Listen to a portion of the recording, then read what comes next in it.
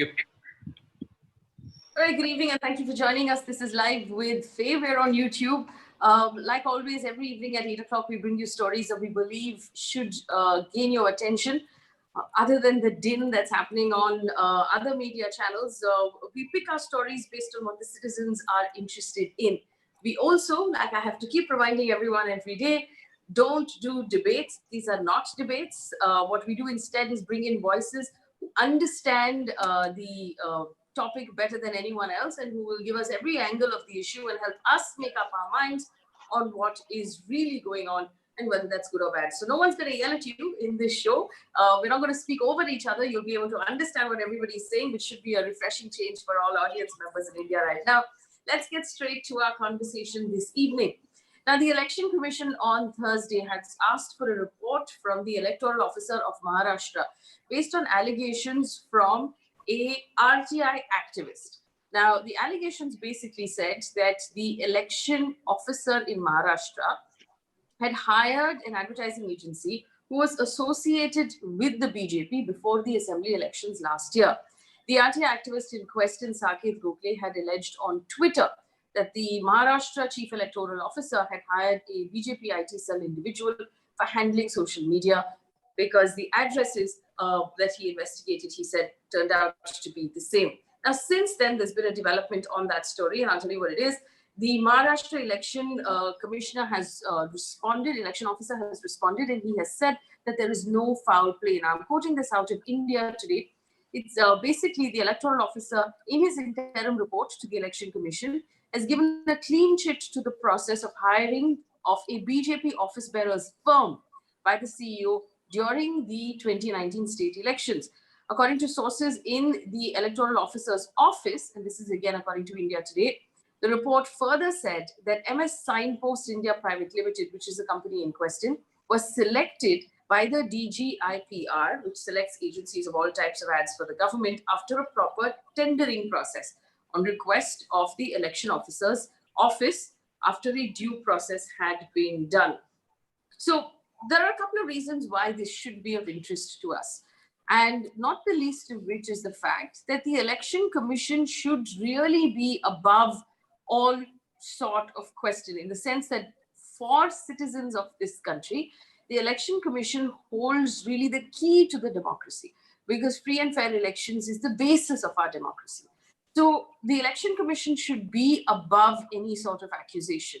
You will find a lot of our experts will start this conversation with saying the Election Commission should be like Caesar's wife, which means that you shouldn't have any doubt in your mind that the Election Commission is honest. So where does all of this leave us as citizens, and should there be an investigation? So the questions that we're going to ask today is, first of all, what we must understand before we go any further, what is the process of hiring of a third party by any election office in our country? Is there a process involved, and was that process followed? Secondly, should the Election Commission in Delhi, the office, investigate the hiring of this particular advertising agency for social media? And finally, will accusations like this weaken the public opinion of the election offices? Our guest list for today includes the RTI activist in question himself, Mr. Saket Gokhale, along with Javed Ansari, who's a senior journalist, Abha Singh, who is an activist and a lawyer, and Shailesh Gandhi, who is currently an RTI activist, but also formerly the Chief Information Officer of India. Very, very happy to have all of them join us this evening and give us their point of view. Let me start with Saket Gokhale. Saket Gokhale, good evening. Thank you for joining me. This is a very serious accusation because primarily, like I said, the reputation of the election officers has to be beyond doubt in our country. What investigation did you conduct before you made these accusations? Right. So I'm going to tell you in brief. So first of all, what we need to understand is that the state electoral officers are usually appointed by the ruling party government.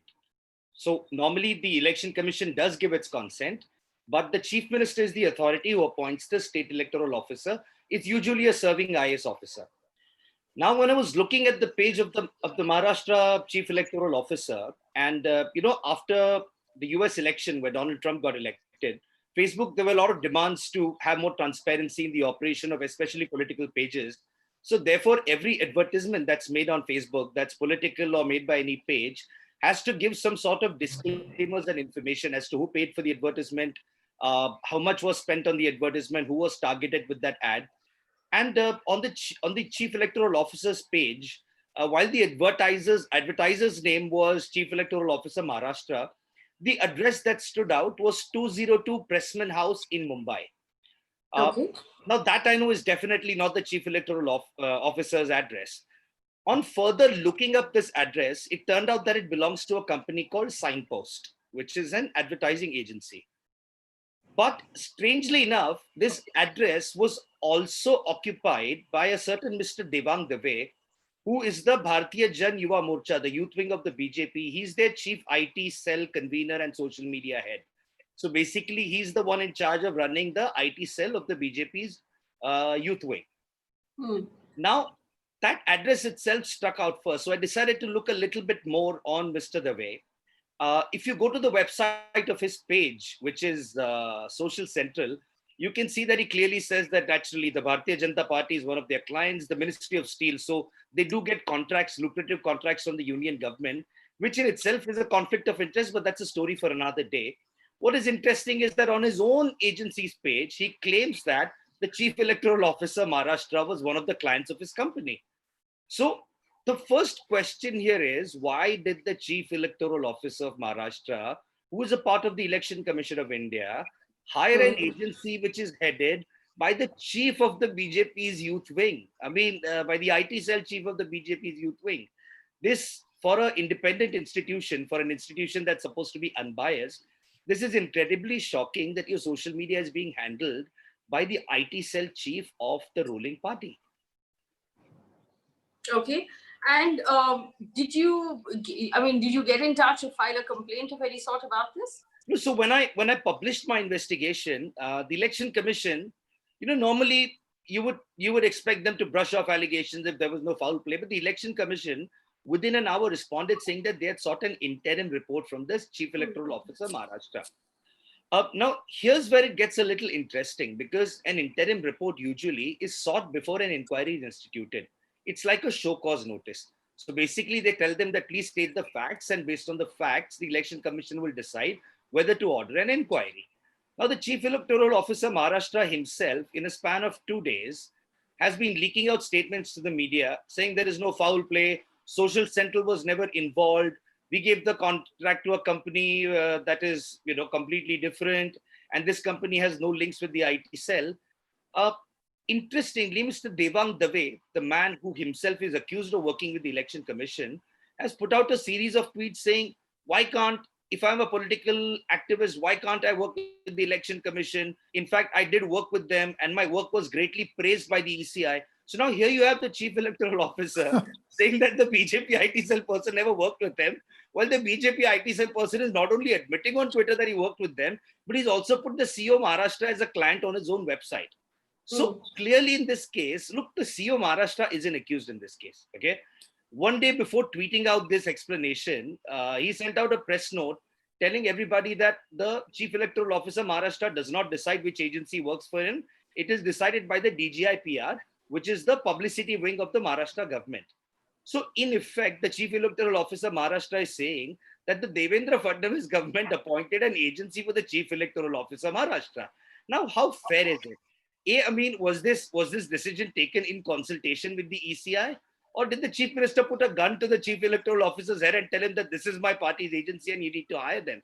So it's a can of worms. And the Chief Electoral Officer cannot give himself a clean sheet. When he gives a clean sheet, he's not the investigating authority. That's the Election Commission of India. So in all this murkiness, is there conflict of interest? Yes. But the bigger fear is today we know, look, we watch documentaries like The Great Hack, like I say, we've been reading so much about Cambridge Analytica and all of that. We know that data is gold today. And Election Commission is a repository of some of the most important demographic data related to voters.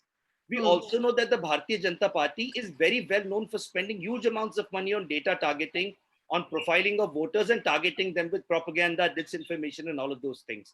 So the question remains that how much of Election Commission data through this IT cell person went into the hands of the Bharatiya Janata Party before the Maharashtra Assembly elections. Okay, so a lot of questions to be asked there. Let me first bring in Mr. Javed Ansari. Mr. Ansari, The first question to ask is what process needs to be followed in the hiring of a third party by the Election Commission? And if, as the CEO Maharashtra has said, that basically tendering process was followed, does that answer then the questions being raised by Saket today?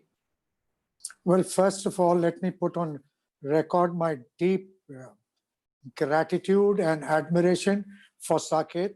He's a hero and he's been battling against all odds, often alone. So Saket, hats off to you and more strength to you, and more strength to you. Continue doing what you're doing, and we are all, at least I can pledge my total support to you. Thank you so much. Having said that, I mean, I don't know what is there left to question now. You have the gentleman, the IT cell chief, owning up to his allegiance, owning up to the fact he's not even protesting his innocence. He's owning up to the fact that he has political linkages. He wants to know why should somebody with political linkages be debarred. Yet you have the chief election commissioner of the state of Maharashtra saying that no, this gentleman doesn't. Either the IT cell chief is being economical with the truth, or the chief or the election commissioner of Maharashtra doesn't know what he's doing. He's not aware of either he's not aware or is consciously and deliberately obfuscating facts. Because there is nothing left to answer. Everything is now there right before us, and there's nobody else. You can't say that he's been coerced into turning hostile, because this gentleman, the IT cell chief, has gone very, very proudly. He's wearing it on his chest that yes, I am from the IT cell. I have political linkages to a certain party, but what's the harm? The onus is now on the chief election commissioner or whoever has to decide. Action has to be taken, not just against this agency, not just that this gentleman be removed. This agency should be moved out. The election action also must be taken against the election commissioner of Maharashtra. But I have a counter question, if you'll allow me to play devil's advocate for a second, Mr. Ansari. The truth is, right now in the country, almost everybody has some sort of political affiliation or some sort of feeling towards government. Now, this is not the Election Commission, but a third-party organization or an agency that the Commission has hired for a temporary job. Is it part of the rule that the Commission find people who are not associated with any party? Is it part of the process that they check the background to see if you've associated with any political party in the past? Absolutely. People with political linkages are untouchable. Court. They are toxic. You cannot have anybody with political linkages, especially if you're not just linkages, but if you're a member of a political party. How on earth can you be expected to be fair? How on earth can you be expected to be objective? You are obviously going to lean on the side of where your political loyalties are, and therefore this is never. I am given to understand that this is the first of its kind. It's unprecedented. Such things have never happened, and it's time to correct it. As it is, the present election commission is mired in any number of controversies. We have one gentleman who has yet to finish his tenure, is in the process of taking up a lucrative assignment abroad. Therefore, there are any number of questions you can raise about it. Their impartiality has been called into question. It's not about this party or that. The institutions have to be above board. Otherwise, this is be a very dangerous. It will be very dangerous for the longevity and fair play in democracy. Right. Let me also bring in Mr. Shailesh Gandhi. Mr. Gandhi, again, the question that I would like to ask you here is, do you believe that the response of the CEO Maharashtra as per India today is adequate, or should there be an investigation in this matter? I think I agree with Mr. Ansari. There is hardly anything left to investigate, because investigation in India is a red herring. It is used to delay everything until everybody forgets about it. Therefore, yes, there should be an investigation, but the investigation should get over within a week. I don't see why it should take months and years, and that's my guess. That's what's actually likely to happen. They will keep dragging the investigation until the cows come home. So therefore, An investigation is necessary, but the investigation must get over in a week and the report must be made public. This is a very important institution of democracy, the Election Commission. And therefore, if this is biased, having said this, I would also like to draw attention to another aspect, which I think most of us are forgetting. Institution building has not been done by all political parties, including Yes. including the opposition, like Shiv Sena, Congress, Jharkhand Mukti Morcha, whoever it is. This is something we need to address. If we keep looking at individual, yes, friends like Saket Gokhale will keep investigating this, keep coming out with these results. But the truth really is, most of our commissions and lokayogs are compromised by the very method they work. There is very little accountability. And I can say this with confidence for the information commissions, human rights, all of these are compromised. Even our election commission, even earlier, there used to be a bias, which is not something we must address. If we don't address this, we'll keep repeating and democracy will always be at risk. What we need is a transparent process of accountability of first selection. The selection of these people is done in a very biased manner. So it's a matter of patronage and bureaucratic networking. And this applies to all commissions, mind you, Faye. And this is a very deep problem which we need to resolve. This is definitely condemnable and must be punished. There's no doubt in my mind on that. But we should also go beyond this and say, can we make a system better? The earlier government also had CBI being named as a caged parrot by a Supreme Court that at that time did not appear to be biased. Therefore, we need to recognize that our democracy is flawed. And if these institutions work properly and the selection process is proper and the accountability is proper, then our democracy would be in a different grade altogether. Well, let me just, before I bring in Abha Singh for the legal point of view, just want to ask Saket Gokhale one more question. Saket, that when Indian Express got in touch with Devang Dave, the managing director of the company in question, Signpost, he has said, and I quote, "Baseless allegations are being raised against me to suit the political narrative of opposition parties. I'm being targeted as I come from a middle-class background with no political legacy. My legal team is going through the accusations and will respond soon." Now, on the website of the company right now, there is no sign of the BJP. If you say that you found that, it has now been removed. So what is your response right now to this comment made by Devang Dave that he has no political legacy and he's being targeted?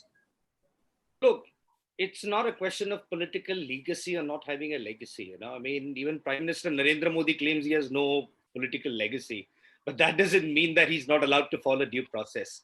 Look, the facts, as I distill them, are very simple. Mr. Devang Dave, who has given this statement, has also admitted to working for the Election Commission. And when we raise the allegations, the question is not why Devang Dave worked with them. I mean, come on, he's a political worker. If he gets to benefit his party, he will take up any assignment. I mean, that's No, not what I expect. Where is the evidence that he is a political worker and that he's a member of either the BJP or the BJP IT cell? His Twitter profile says he's the IT cell convener of the Bharatiya Jan Yuva Morcha. His Twitter profile clearly says, also, it says that he was the member of the IT advisory board of the government of Maharashtra under CM Devendra Fadnavis. So he was a member of the IT board, and he himself says that he's the national IT and social media convener for the Bharatiya Jan Yuva Morcha.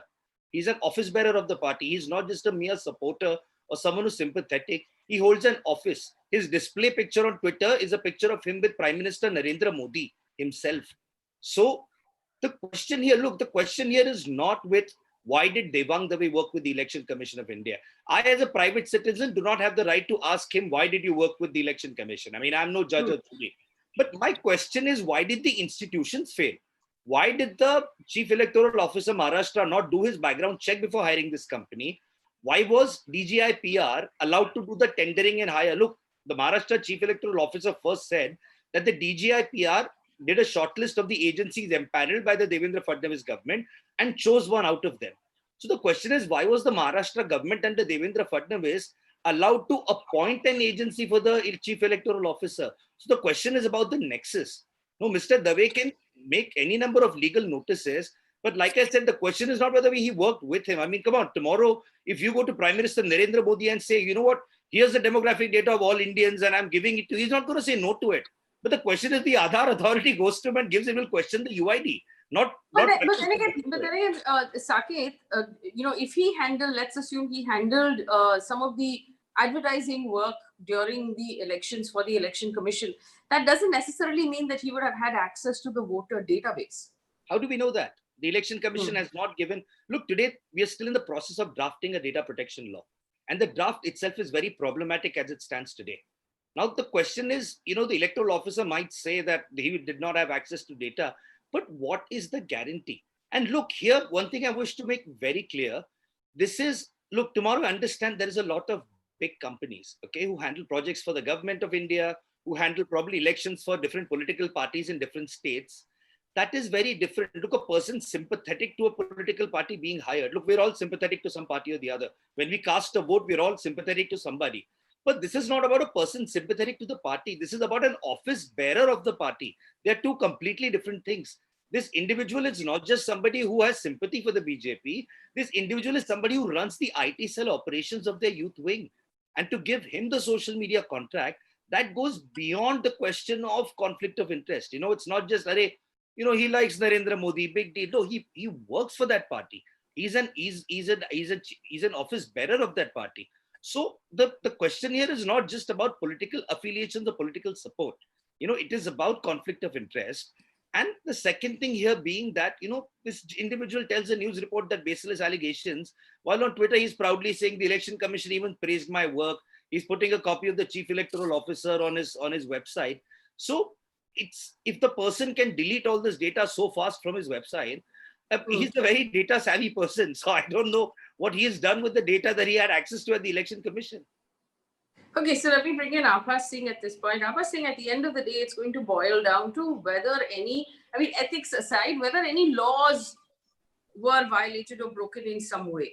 Have you had the chance to take a look at what the law says about the Election Commission hiring of a third party and whether that tendering process is enough as has been listed by the Chief Election Commissioner of India?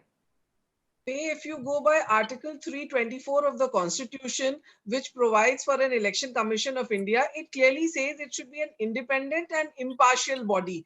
And that is why to remove a Chief Election Commissioner, it does not hold due to the president's pleasure, but it is to be both the houses of parliament. Only when they are present and voting by 2/3 majority can the election commissioner be removed. The Constitution talks of independence and impartiality. And when you get politically committed people who are from a particular ideology, like in this case, it was a BJP officer, a party person who gets this contract, are you not violating the impartiality and independence of the Election Commission? So I would say it's first the violation of the Constitution. And if I come to the second thing, that since he is declared that, as Saket says, that he was a party worker, he was holding a party position. So when you apply for a tender, it very clearly says it has to be on merit, it has to be neutral. So it comes under the case, I would say, under the Prevention of Corruption Act. The Maharashtra State Anti-Corruption Bureau should register an FIR and investigate that how the tender terms were flawed. How could a person without neutrality, with political lineages, how did he get the contract? Whether the DG Information and Public Relations, how were they compromised? On what grounds did they give it? Because I have worked in the government for 20 years, and to give any contract, any tender, there are simple guidelines. If you don't follow them in the central government, you face a CBI inquiry. And if you are with the state, it has to be an anti-corruption inquiry. It is a gross violation of the Prevention of Corruption Act. An inquiry must be done against the Chief Election Officer of Maharashtra, who says that it was Fadnavis. He is acknowledging that it was the CM who appointed. So how can you tamper with the tendering process? How can you tamper with the independence? So I would say an FIR needs to be registered in this. Let the truth come out. But when Mr. Shailesh Gandhi very clearly says that fix a time frame, because any inquiry means you delay the process and the impact goes. So when you are violating the very Constitution, two institutions, the courts and the Election Commission, they need to be impartial. They need to be independent for the democracy of this country, for the fundamental rights. I think this is a grave error. And if we condone this, we would be threatening our democracy. I mean, the manner in which even Mr. Lavasa is being shunted out. I mean, he's being kicked upwards. He's going to join the foreign bank where he's going. The manner he was rated and all clearly shows that people are trying to compromise the Election Commission of India. And now, if Maharashtra Election Commission is compromised because you get people with a committed ideology getting the contract, I would say it is a violation of the Prevention of Corruption Act. Absolutely. Well, I want to bring Mr. Ansari in on my last question that I listed out at the beginning of the show, which is this, Mr. Ansari, and it also comes in from one of our one of our viewers has said, Bharat Rawal has said, using the super chat feature, credibility of the EC is being questioned time and again. Does this prove that the EC is now biased? Technically, if I have to, as citizens, if we are to believe in our democracy, we have to believe that the Election Commission is without bias, that our elections are being conducted in a free and fair manner, and that our vote is actually being counted for something. Will accusations like this damage the reputation of the EC in the minds of the public? And what does that do to the democracy, Mr. Ansari? Look, first and foremost, the onus on maintaining the dignity, the respect, and the integrity of the Election Commission lies on the Election Commission. It's not as if every election commissioner or every election commission in this country has been hauled over the coals. We know of Mr. Session, we know of several others, Mr. S.Y. Qureshi, Naseem Zaidi, even the ones before them. No such allegation of corruption, favoritism, or being subjective was leveled against them. Why is it being done? There is enough and more evidence on the ground. You can ignore it when it happens once or twice, but when it happens repeatedly, when it happens in a blatant manner, we owe it to ourselves, and above all, we owe it to this nation and to the democratic process to question. There are no sacred cows. There is nobody's out of bounds. Nobody's beyond recognition. There has to be accountability, and there have to be checks and balances. So if somebody is crossing the Rubicon, if you're bending the rules, then you must be called out. Mr. Ansari, also as a senior journalist, do you believe that this sort of looking into should now be done across the country? Well, absolutely. Across the country, across states, and like Mr. Gandhi said a while ago, none of the political parties smell of roses. There are no innocent parties here. They've always bent these rules, but there has to be a strong people's movement, and there have to be strong and enterprising young people like Saket who have to lead this fight, who are leading this fight. And if political parties will not do it, citizens have to call these people out, which is what Saket is doing. And I once again commend him, and more strength to him. I hope if there are 100 Sakets in this country, we'll be in a much better position. Thank you, sir. Faye, I also want to add one more point here, Yes. which is, look, also when we were talking about election laws earlier, and even, when Abha Singh ma'am was saying that this is a violation of the constitution, please also realize that these election campaigns for the election commission that were being handled by the BJP IT cell head were happening when the model code of conduct was in place. And the model code of conduct is very strict about the involvement of government officials, about the involvement of political parties, in the electoral process. Look, we've had a prime minister who was disqualified in the past just merely for something as simple as taking help of a junior government officer's machinery. So, the model code of conduct is very strict. And this is not today, but there have been repeated complaints against the election commission, the present election commission, that when it comes to the ruling party, or when it comes to Prime Minister Modi or senior ministers, they do not take code of conduct complaints seriously. They do not act upon them.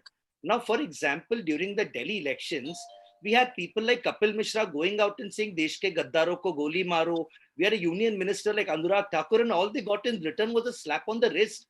Oh, we are going to remove you from the star campaigners list. That's it. That's all they got for it. Mm-hmm. So the question is, it's not just about this instance. It's about the conduct of the Election Commission of India in successive elections. When model code of conduct has been violated by union ministers, by BJP leaders, they've tended to take a very lackadaisical approach on that. Mr. Kapil Mishra was never punished with disqualification. Ideally, he should have been disqualified from his model town constituency, but he wasn't. Anurag Thakur is a union minister. There should have been some strictures, but there were none after that. Repeatedly, I have made complaints of code of conduct violations of the Election Commission, and these are never inquired by the returning officer. So the question here is that the way, our independent institutions supposedly operate, and second thing, are there any standards laid down today? If you come to think of it, there are no standards that have been laid down for any of these processes. And data protection is a very, very, very important thing.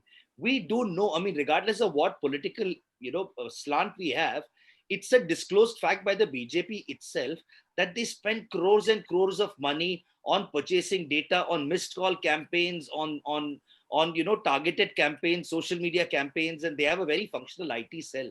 So data falling into the hands of political parties, look, it takes away the even-footedness.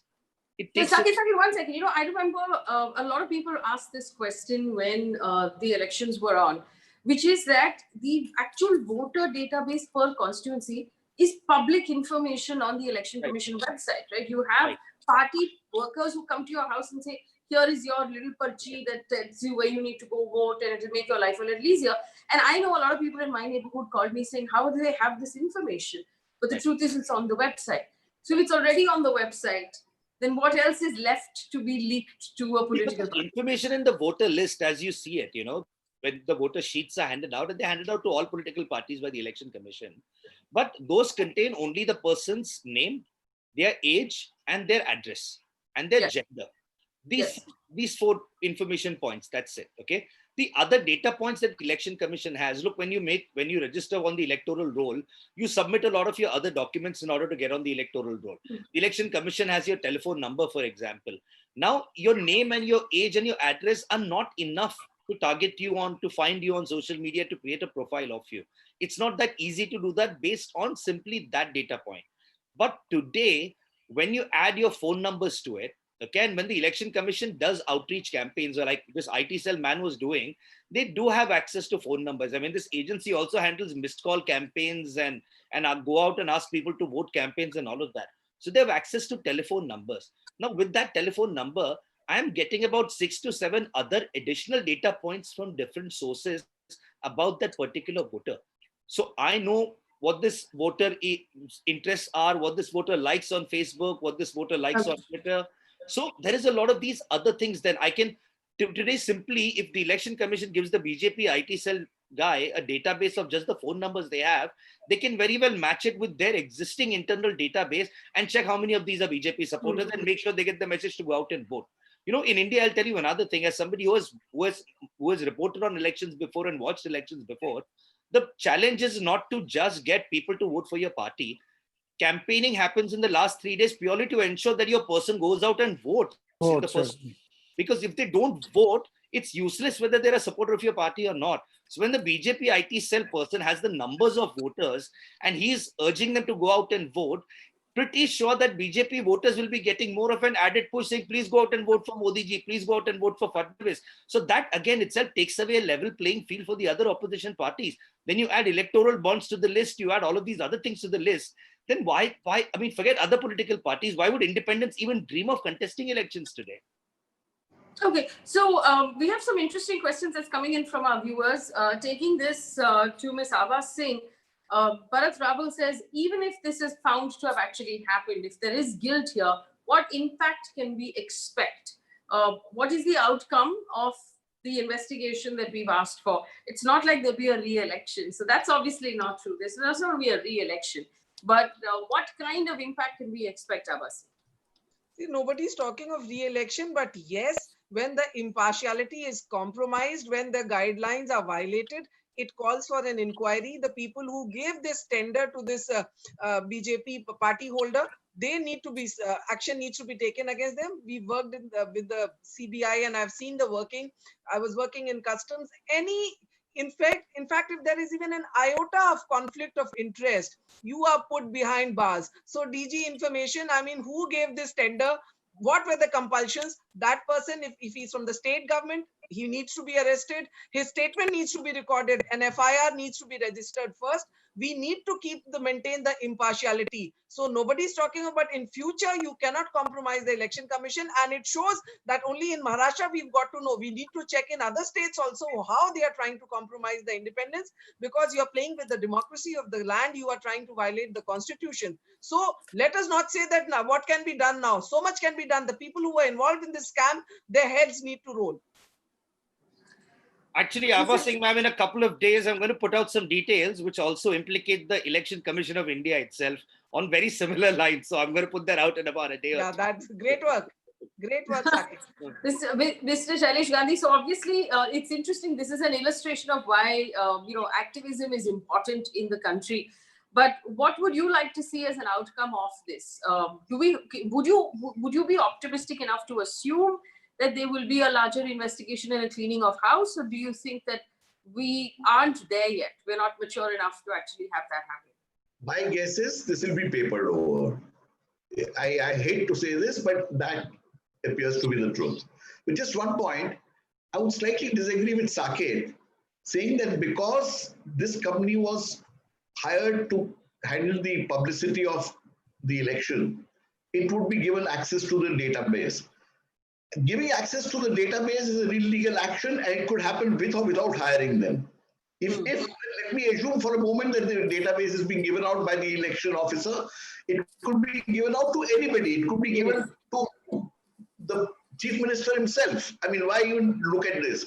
But even for the publicity of the elections, that means there is a bias that's likely to be exercised the way it is publicized, the way the election is publicized, which is not expected. The Election Commission's role is completely neutral. Therefore, that's objectionable. On the database point, I'm not too convinced. Maybe Saket has a better explanation, or maybe he knows something that I have no access to. Because the database could be given to anyone. It could be given to BJP itself unofficially, what I meant is. So therefore, that would be unofficial. Now we have facts on paper. I mean, you can see, I mean, unofficially anything is done, we okay. But once something you get to know that this has happened and you've compromised with the process, it needs to be investigated. I say it needs to be investigated, it needs to be punished. I'm only saying that, stretching the point that just because he was hired, giving the database would be an illegal action. So it could happen anytime. I mean, that's a separate activity. That's the only point I'm submitting. Mr. Gandhi, so let's assume based on what we've seen, based on Saket's investigation and evidence, that there was in fact a member of the BJP party who was hired to do publicity for the election. What is the nature of the risk here? The nature of the risk is that the government's publicity, the Election Commission's publicity, may be biased in various ways. See, people have a method of saying what kind of advertising will swing people in a particular direction. That is a strong possibility. Whether it happened or not, we don't know, but that's a strong possibility. Therefore, it is necessary, as they say, for Caesar's wife to be above board. I knew Caesar's wife would come up.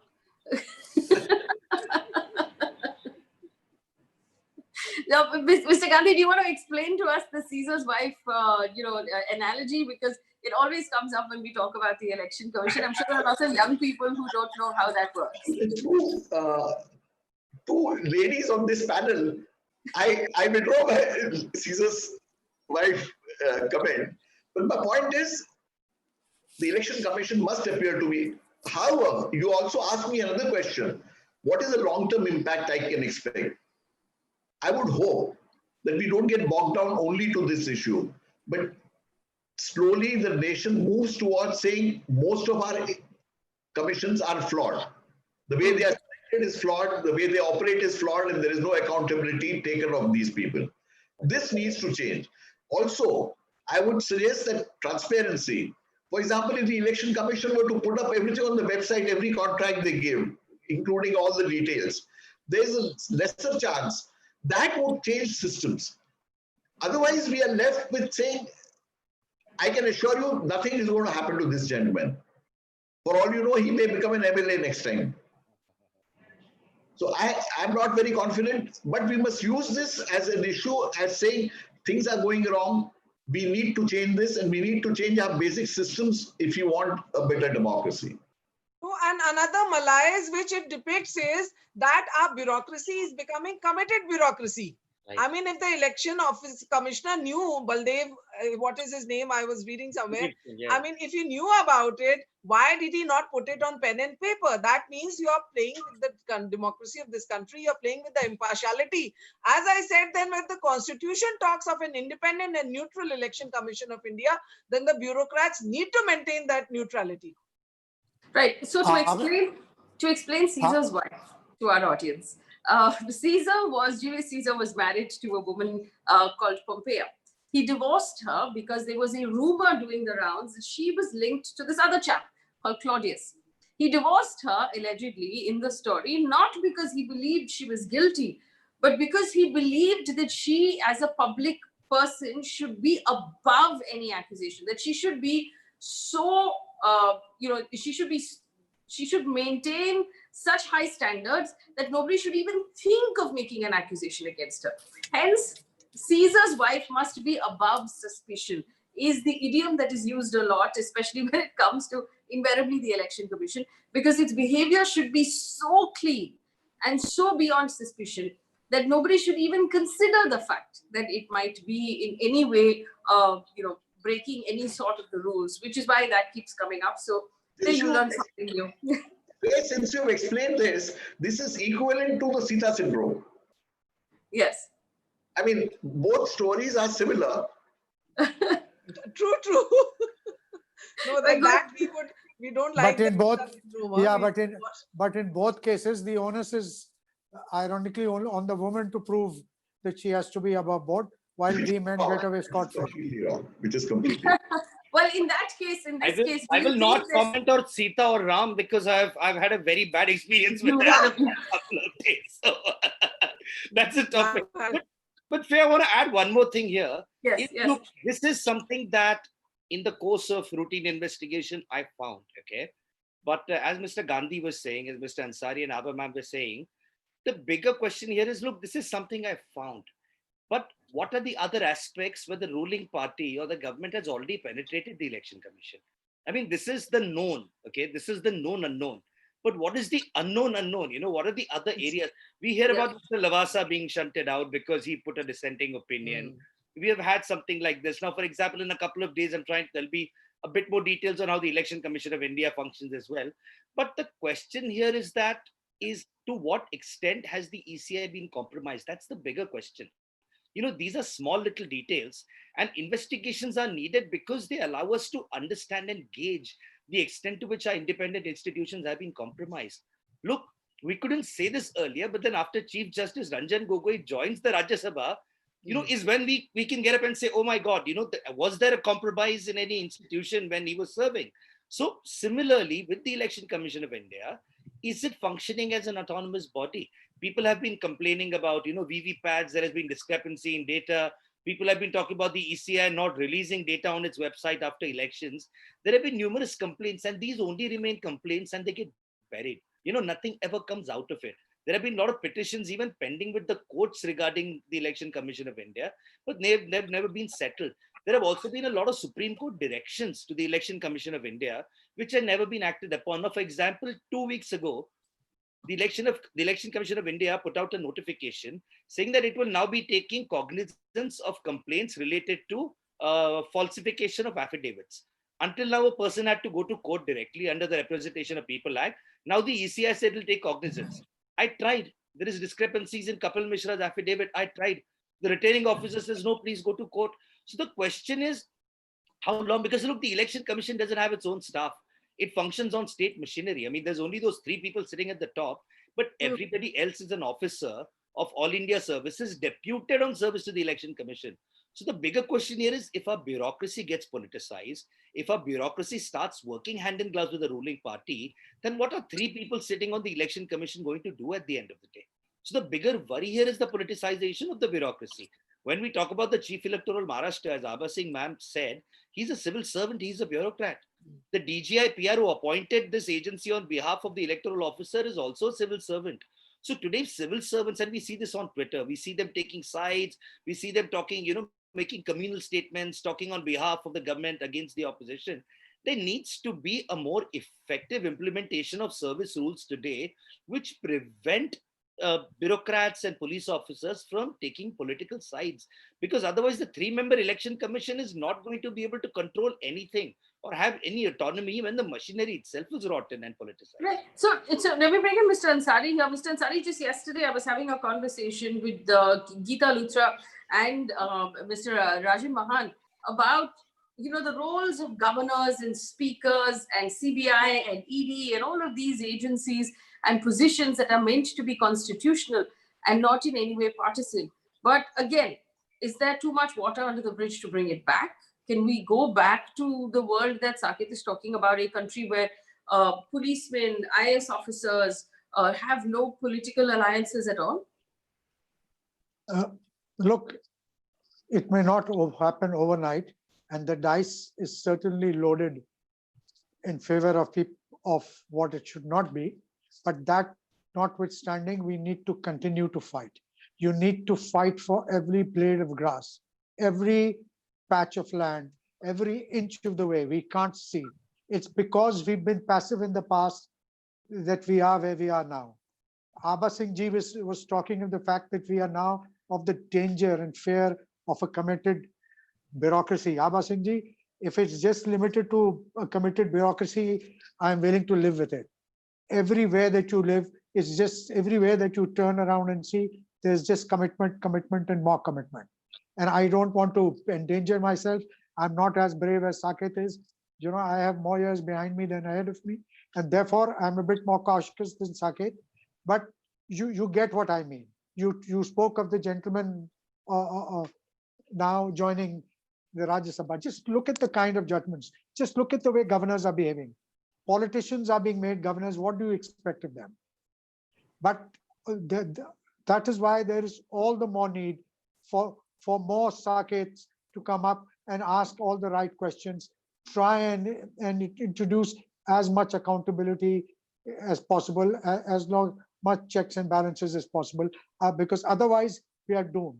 We have no doubt entered a long dark tunnel, but we need to keep fighting, and we need to, even if we have to crawl to get to the end of the tunnel, we must. We can't give up, because if we give up, this country, I'm afraid, will be doomed. Saket, I understand also that you currently have police protection because you had some uninvited visitors. Is everyone okay at home now? And what is, everyone's fine. The threat calls haven't stopped. The police have arrested 4 people until now. There's a mob of 15. The police have arrested 4.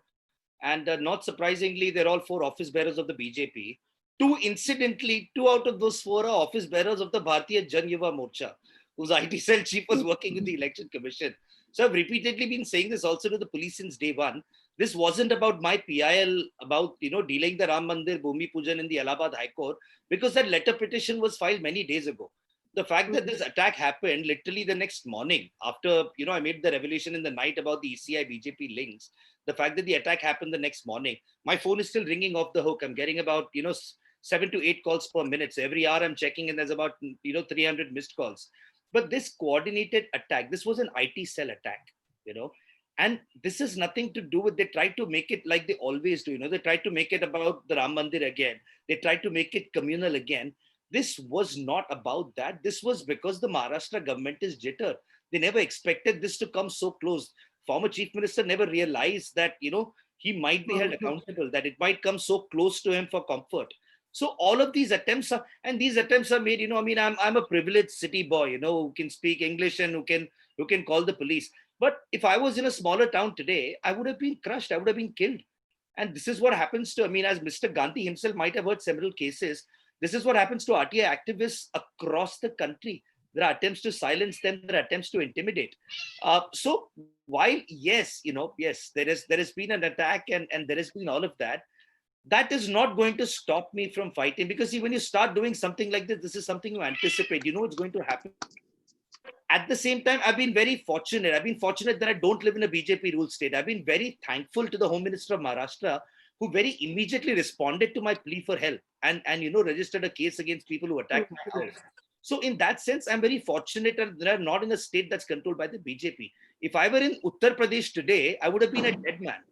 So Okay, so I want to take this back to Mr. Gandhi. Mr. Shailesh Gandhi, you began by saying that it's not just this government, this party. In fact, previous governments and previous parties are also have attempted to whittle down the RTI, have attempted to silence activists, have also in some ways attempted to take away the powers of the Election Commission and make sure that they don't have the power to be as strong. Would you take us through some incidents of things that have happened in the past that made you say that? Saket mentioned the Chief Justice being nominated to the Rajya Sabha.